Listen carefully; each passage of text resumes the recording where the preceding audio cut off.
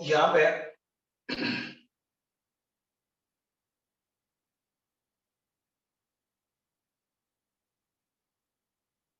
Energy of proton is HF F equal to C by lambda. तो यहाँ पे कितना आ रहा है 6.63 माइनस आपका 26 होगा प्लस 9,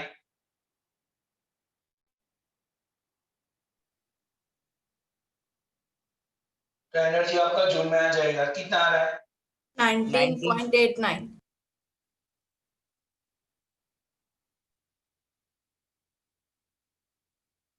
तो अब ऐसा लिख सकते हैं इक्वल टू 1.989 माइनस 16 जूल। तो एनर्जी ऑफ प्रोटॉन हुआ। अब काइनेटिक एनर्जी ऑफ इलेक्ट्रॉन हमें डिफाइन करना है। तो यहाँ तक आप आ जाओ, फिर हम kinetic energy of electron define कर रहे हैं।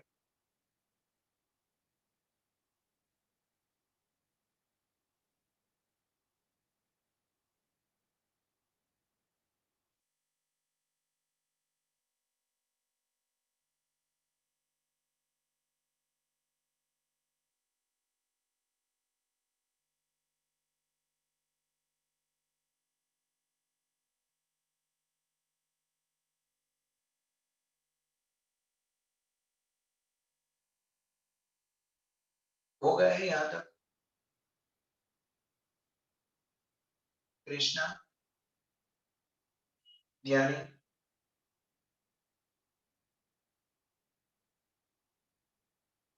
ओके, तो अभी है ना इलेक्ट्रॉन की काइनेटिक एनर्जी डिफाइन करनी है। सबका हो चुका है? Jaimin, Neel? Yes sir. Okay, तो अभी चलो हम आगे बढ़ते हैं। शर्मा, हो गया है तुम्हारा? Gaurav? Yes sir. Sir last chapter रहवा देજો ને 1 minute. Okay, now kinetic energy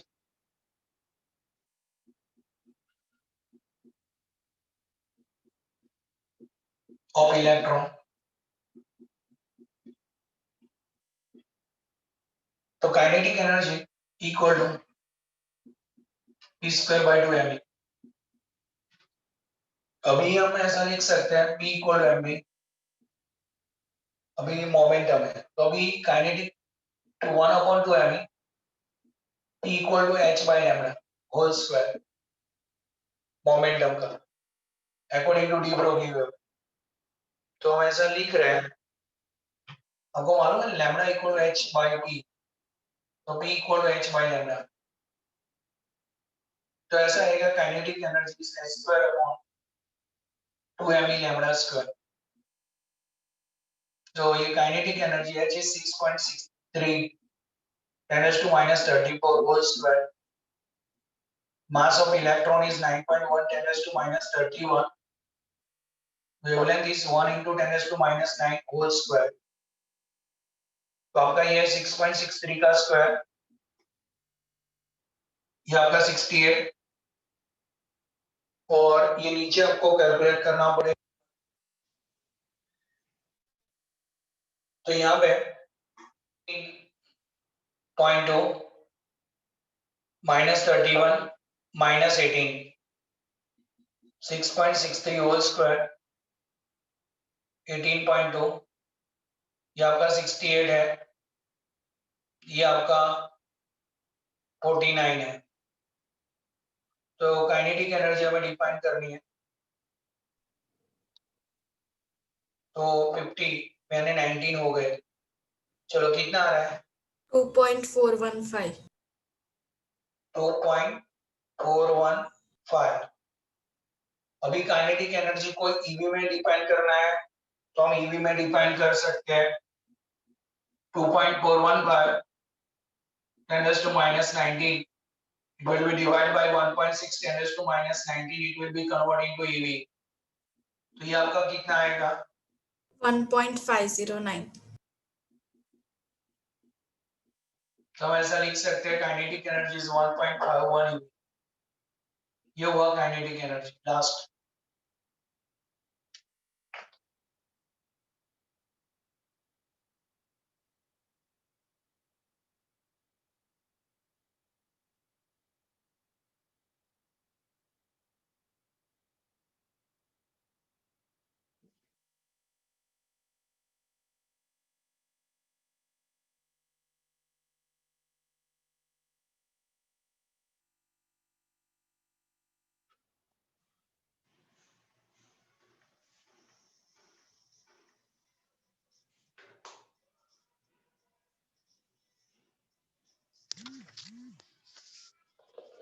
hello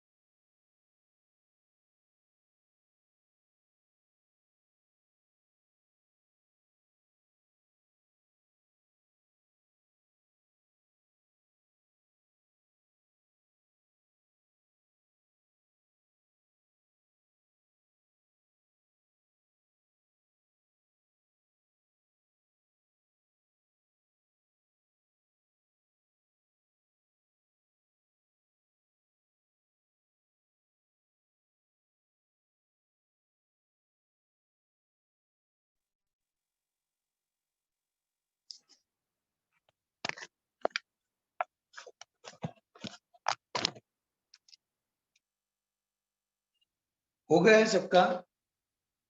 ये आपने लिख लिया है?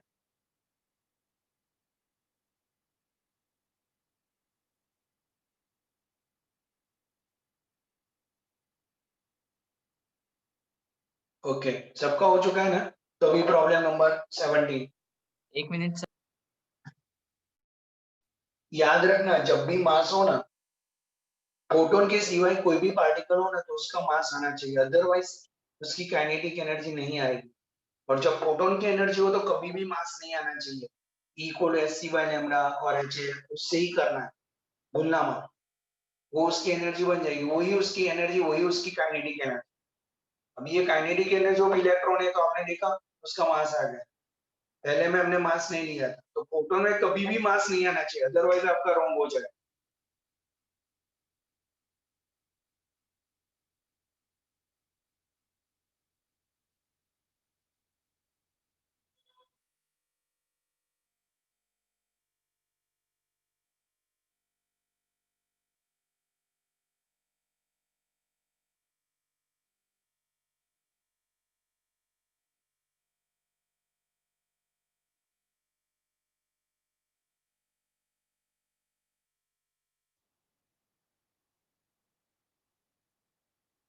चलो, आपका हो चुका है अभी? Yes sir. चलो, तो अभी हम आगे बढ़े। 11.70।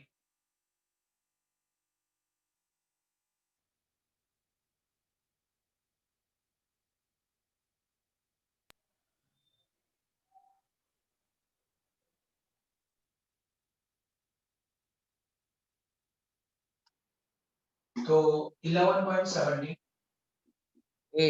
For what kinetic energy of a neutron will the associated de Broglie's wavelength be 1.40 into 10 raised to minus 10 meter? 1.40 10 meter। 10 meter.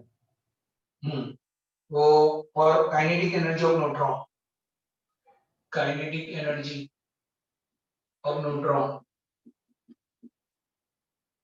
will be associated with the de Broglie wavelength, यानी de Broglie wavelength के साथ associate करना है, तो आपको kinetic energy of neutron चाहिए। Okay, अभी आपको ये de Broglie wavelength, de Broglie wavelength,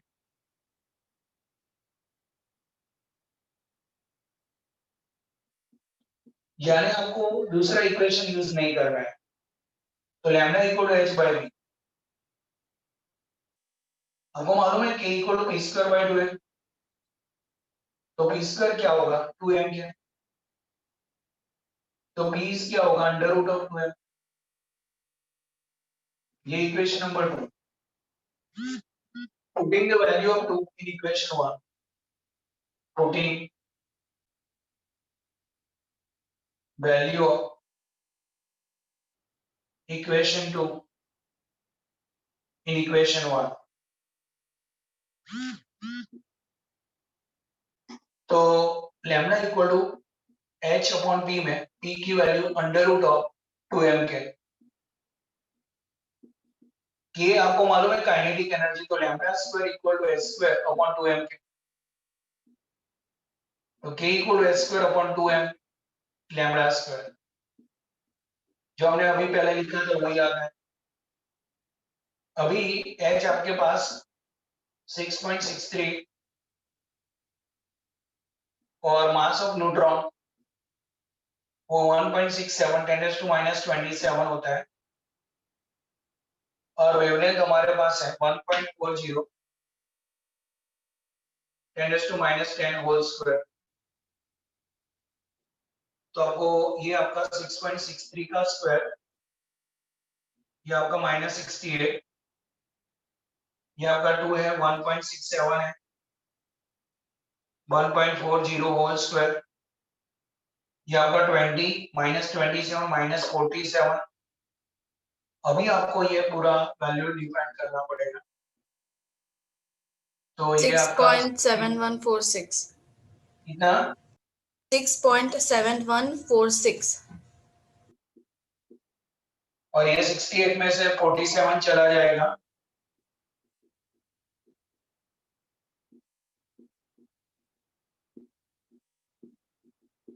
तो ये करीब आपका 21. 21। ये आपका जूल में है। यदि आपको ईवी में चाहिए तो ये आपको डिवाइड करना पड़ेगा 1.6 10 टू -19 से, तो आपका ईवी में आ जाएगा, तो आपका करीब 10 टू -2 ईवी आ जाएगा। कितना आ रहा है 4.19. तो आपका काइनेटिक एनर्जी ईवी में आ गया, वैसे ही डिफाइन कर। तो ये न्यूट्रॉन की काइनेटिक एनर्जी है। तो पहले जूल में आया, फिर उसको ईवी में कन्वर्ट करने के लिए हमने 1.6 10 टू -19 से डिवाइड किया, तो आपका ये ईवी में आ गया।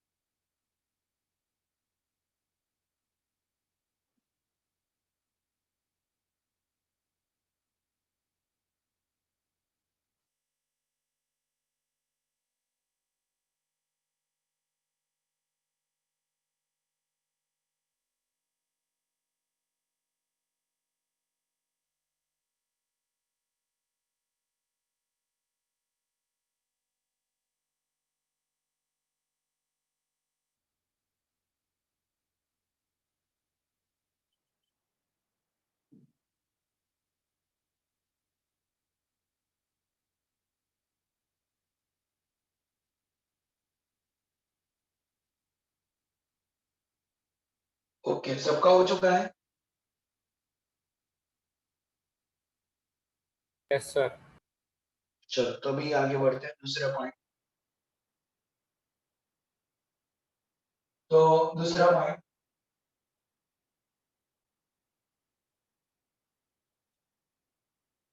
हाँ अब दूसरा पॉइंट रीड करना है।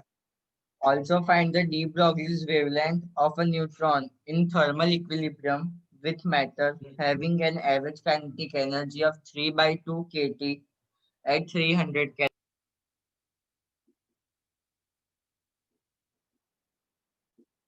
Eight 300 kelvin.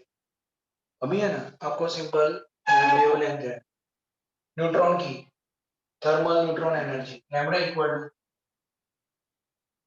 h by p।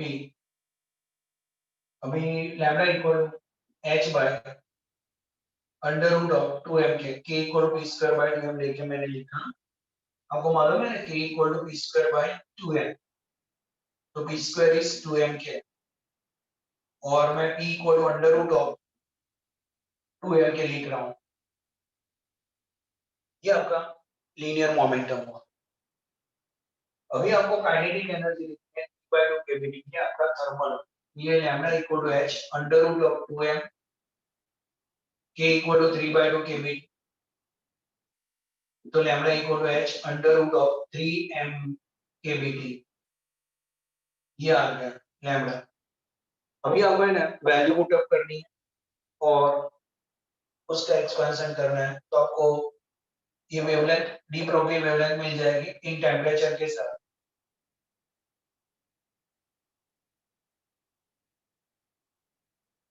तो अभी हम लिख रहे हैं Shivraj h is 6.63 10 to minus 34 और ये हमारा मास है न्यूट्रॉन का वो 1.67 10 to minus 27 kb is 1.38 10 to minus 23, उसको बोल्ट्जमैन कांस्टेंट बोला जाता है और टेम्परेचर हमारे पास 300 केल्विन है। तो अभी सबका एक्सपेंशन होने वाला है।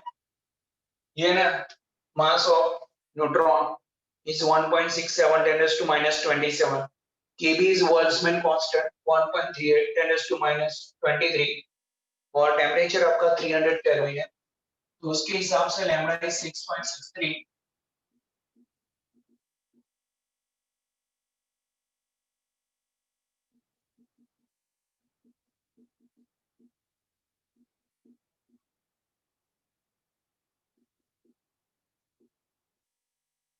तो ये आपको 6.63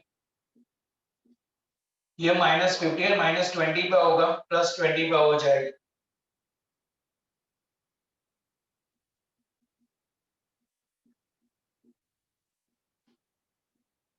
ये आपको पता चल रहा है शिवराज, ये -50 है ना, तो उसका रूट ठीक रहेगा तो -20 पे होगा, वो -20 पे ऊपर चला गया +20 पे हो गया, तो ये आपका 9 बचेगा 10⁻⁹। अभी आपको ये डिवाइड करना पड़ेगा, जैसा करो ये कितना आ रहा है रूट लेके 45.54. 45.54. कितना वापस 20 45.54. अब डिवाइड करना पड़ेगा 145. Point 145. 245 1145. Okay 145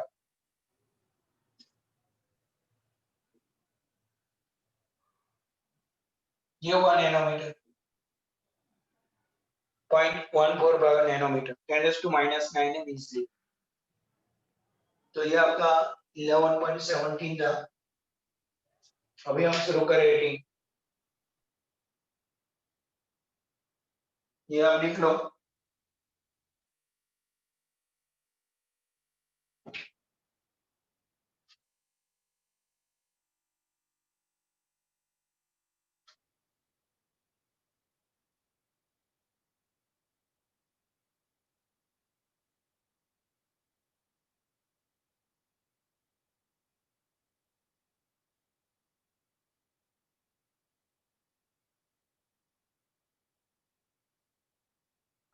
sir right side करो ना। ओके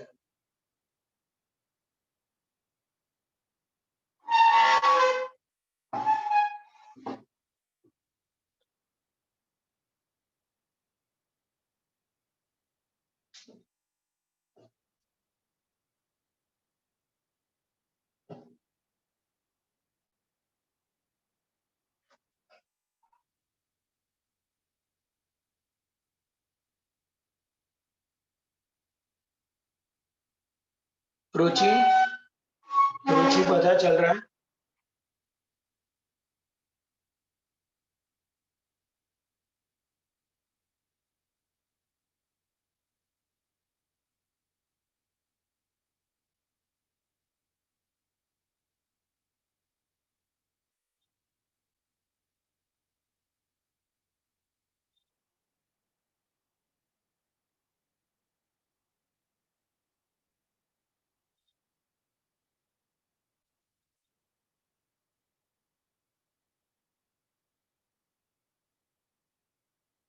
हो गया? Yes, sir. अभी तो केवल 2 प्रॉब्लम बाकी है,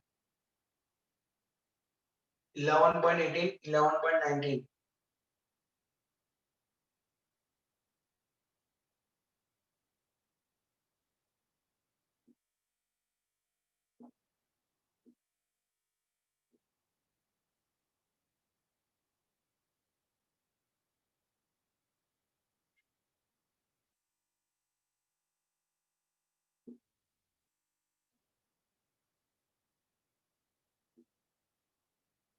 चलो अभी 11.18 प्रणव। हाँ sir. Show that the wavelength of electromagnetic radiation is equal to the de Broglie's wavelength of its quantum photon. De Broglie wavelength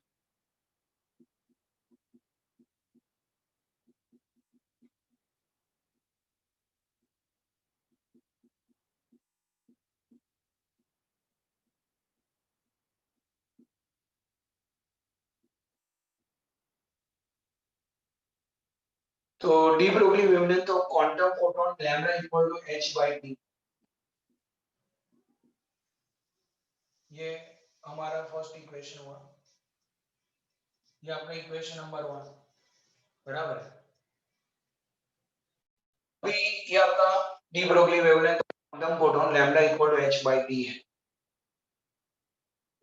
अभी हम जो डिफाइन करना चाहेंगे वो दूसरा क्या डिफाइन करना था, wavelength of electromagnetic radiation.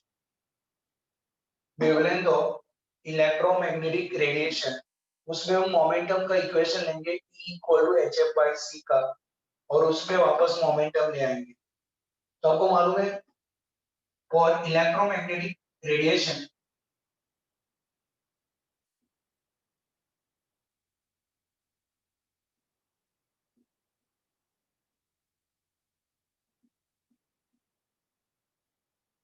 E equal to under root of e square c square plus m0 square c raise to 4। अभी फोटोन तो है नहीं, तो उसके लिए हम रेस्ट फोटोन इज 0, तो हम लिखेंगे E इक्वल टू pc और p equal to e by c और E equal to hf by c, और हम ऐसा लिख सकते हैं f equal to c by lambda, c by lambda. तो ये आपका c चला गया, h by lambda is p, तो यहाँ पे भी आपका lambda is h by p।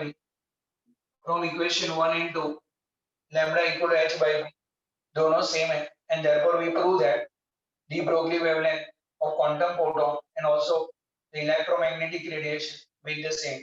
तो ये जो मैंने पहले लिखा है ना, अभी मैं आपको दिखा देता हूँ। जो फर्स्ट केस है वो इलेक्ट्रोमैग्नेटिक रेडिएशन के लिए है। तो फॉर इलेक्ट्रोमैग्नेटिक रेडिएशन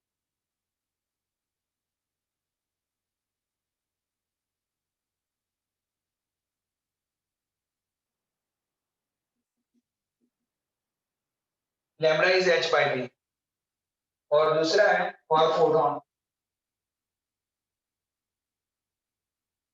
और फोटोन का rest mass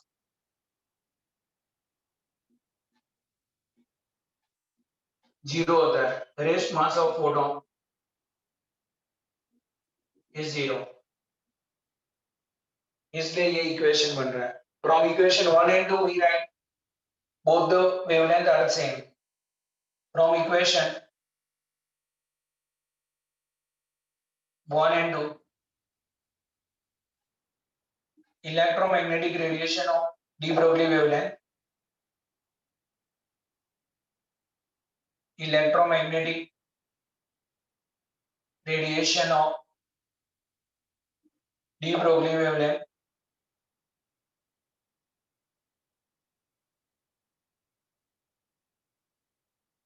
same as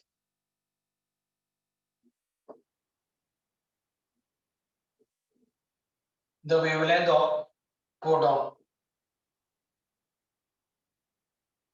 wavelength of photon। तो दोनों का वेवलेंथ सेम है, वो हमने प्रूव किया है यहाँ पे।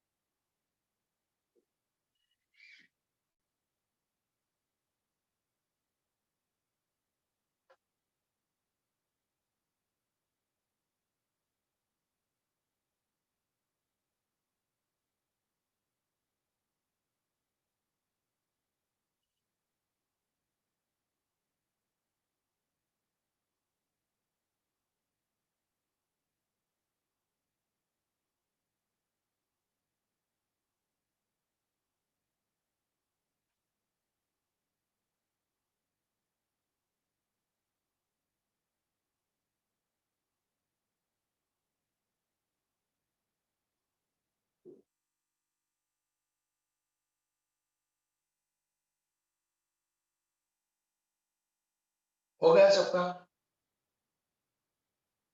चलो तो हम आगे बढ़ते हैं।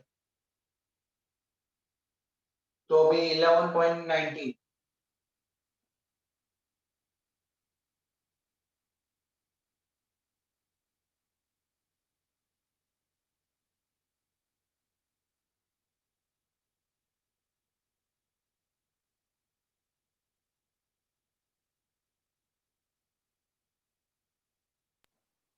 11.19. हाँ 11.19 What is the de Broglie's wavelength of a nitrogen molecule in air at 300 Kelvin?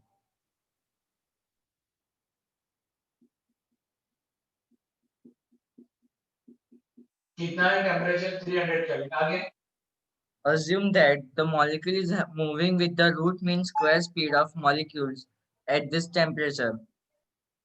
okay, assume that the molecule is moving with the root mean square speed of molecule at this temperature, यानी VRMS speed से move होते हैं।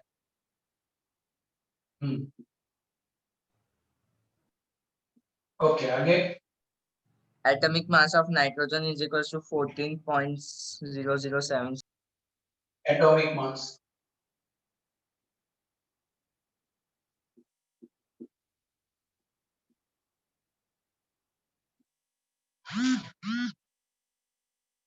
अभी है ना, ये atomic mass है 14 you. Nitrogen gas होता है ना, उसमें N2 होता है, N2 ये तो मालूम है ना, जैसे N2 गैस, उसमें दो नाइट्रोजन होंगे, m इक्वल टू 2 टाइम्स 14 पॉइंट, ये मैं पूरे नाइट्रोजन के लिए लिख रहा हूँ, वही मल्टीप्लाई बाय 2। नाइट्रोजन में नाइट्रोजन गैस का N2 होता है, तो उसमें दो मॉलिक्यूल हुए N के, तो एक मॉलिक्यूल का एटॉमिक मास है, तो दो मॉलिक्यूल का 2 इंटू 14.00766, तो कितना आ रहा है? 29.52. 28 नहीं होगा?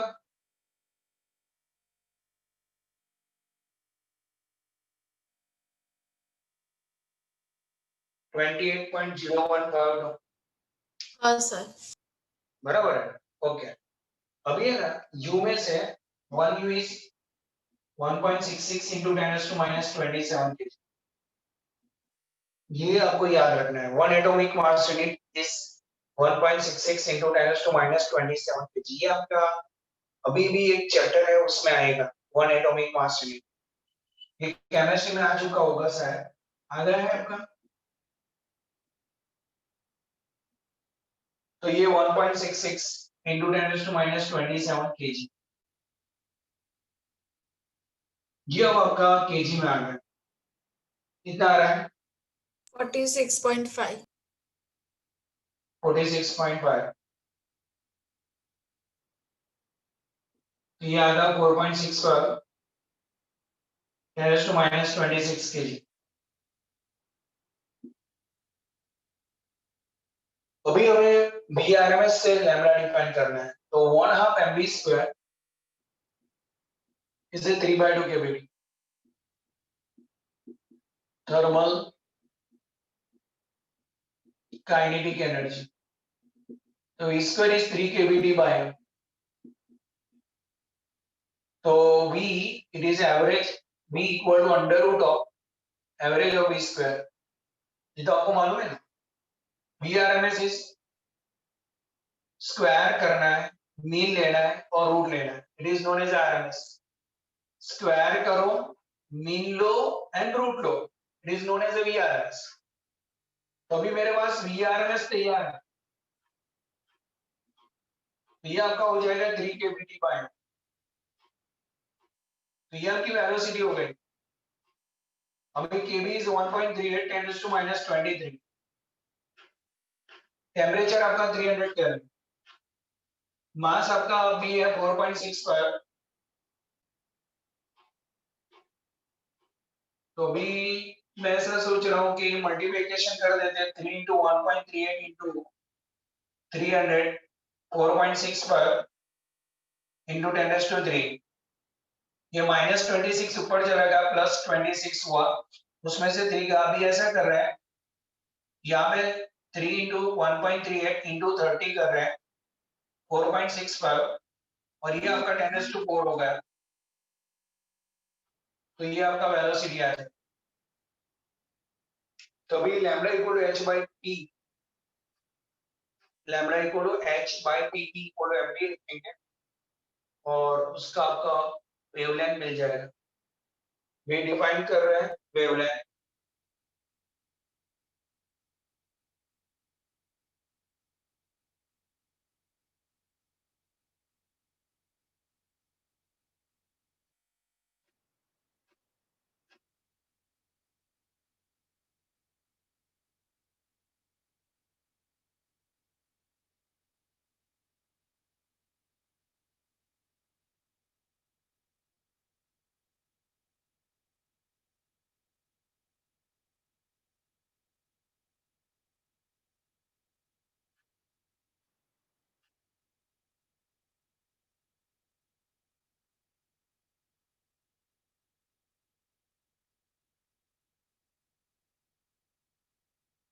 हो चुका है यहाँ तक।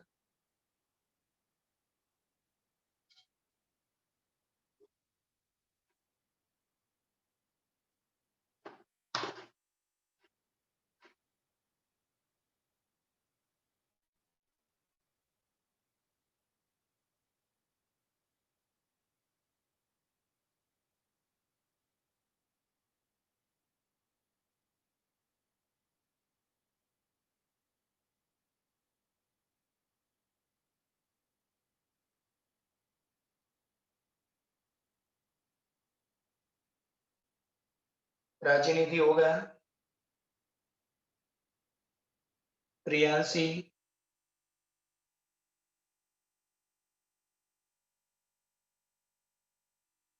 रुचि, जॉनी,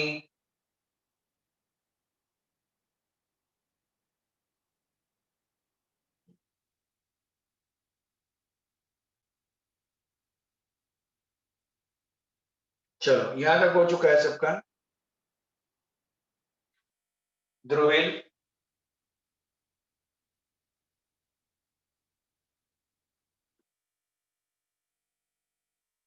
ओके।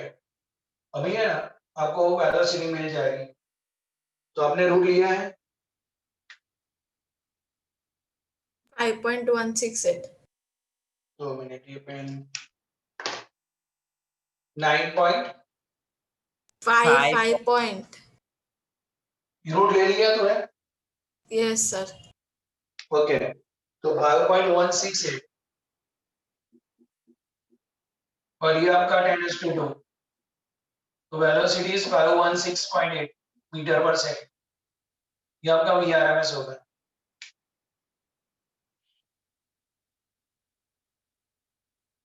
ये रूट ले लिया है यहाँ पे, इसलिए डायरेक्ट हमने रख दिया है। अभी डी ब्रोगली वेवलेंथ लिखेंगे।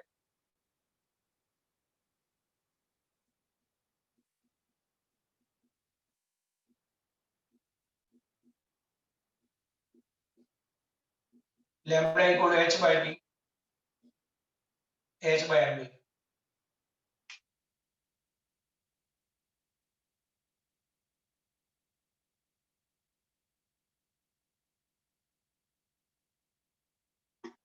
h is 6.63, 10⁻⁻34। मास आपके पास है 4.6 पावर 10⁻⁻26। वेलोसिटी है आपके पास 516.8। तो ये आपका 26 चला गया -8, कितना आएगा? 0.00275. 0.00 275. तो ऐसा लिख सकते हैं 0.275 10⁻⁻10 मीटर। तो आपका हो जाएगा 0.275 एंगस्ट्रॉम।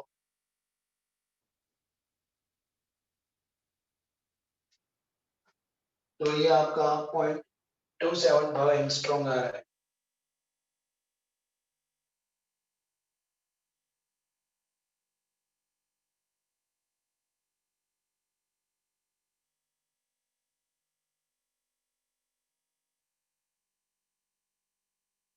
ओके, सबका हो चुका है? Yes sir.